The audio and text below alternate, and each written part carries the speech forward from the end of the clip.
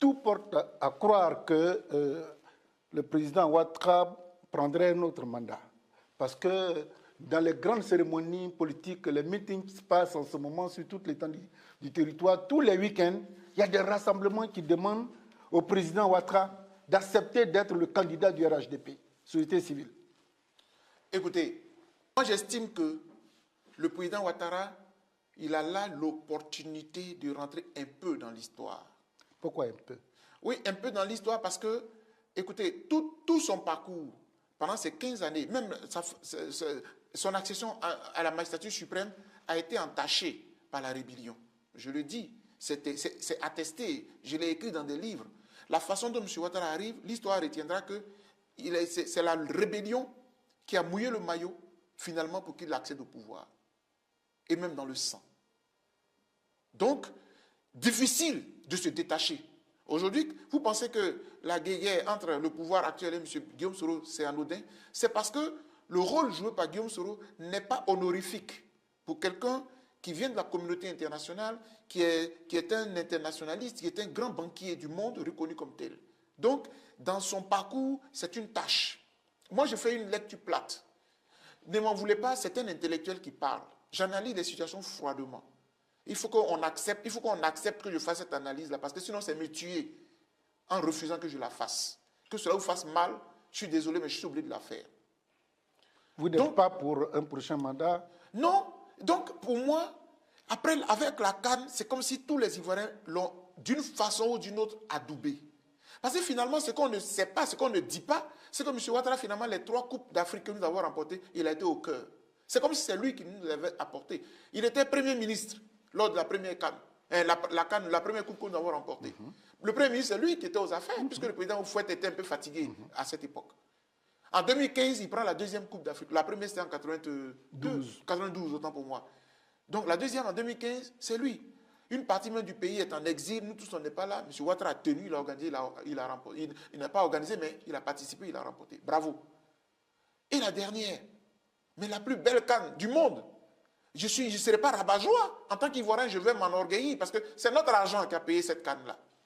Sous les auspices, selon la volonté de M. Ouattara. Il y a mis le paquet et on l'a remporté. Chapeau. Pour moi, voici une belle porte de sortie. Mais je vais ajouter, le président de mon pays m'avait promis, il nous avait promis, en congrès, réunis, c'est-à-dire les 2 chambres du Parlement réunies, il a dit en 2020, je suis fatigué, j'ai fait 2 mandats, je me repose. Même si la Constitution me permet, là encore il y a débat, mais je me retire. Mieux, il a désigné son candidat. Malheureusement. Malheureusement, son candidat est décédé. À la limite, je n'étais pas d'accord avec le président Macron. Quand il a sorti l'expression, c'est un cas de force majeure. Parce que la démocratie et la loi n'a pas de cas de force majeure. La loi, c'est la loi. Mais on a été obligé de violer notre loi pour que M. Ouattara fasse un 3e mandat. Et je me suis opposé quand même au 3e mandat. J'estimais qu'il était anticonstitutionnel. Mais on peut le lui concéder.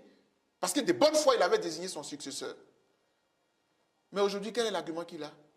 Mais il n'a pas désigné son successeur, ça veut dire qu'il se sent encore non, dans la posture de poursuivre. Il va nous dire, oui, mais la Constitution autorisait, etc.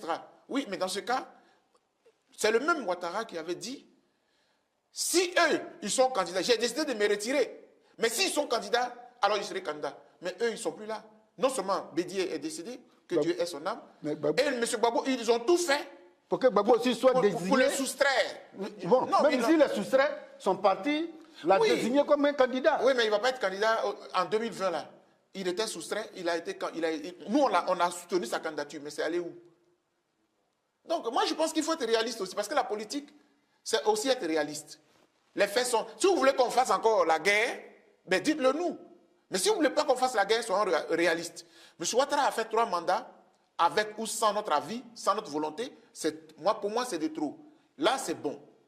Et puis, en se retirant, il nous règle le problème de Laurent Gbagbo, qui est aussi en droit de demander, d'ailleurs même la Cour africaine des droits de l'homme et des peuples a demandé qu'il soit réinscrit sur la liste électorale. M. Ouattara a dit non, et que son pays est souverain, qu'il ne va pas accéder à cela. Les deux sont toujours exclus, hein. Blé Goudé. Exactement. Ils sont toujours exclus. Voilà, donc pour moi, dans l'hypothèse où M. Ouattara insisterait pour faire un 4e mandat, mais il serait bien obligé de faire une élection inclusive. laquelle permettrait à tout le monde, M. Laurent Gbagbo, M. Blé Goudé, M. Guillaume Soro, et tout le monde de candidater. Parce que je ne peux pas concevoir que le président ait quelque part, d'une façon ou d'une autre, éliminer, écarter les autres, à part le président Bédié qui est décédé, et puis être candidat unique à la limite. Pour moi, ce n'est pas fait pour ramener la paix dans ce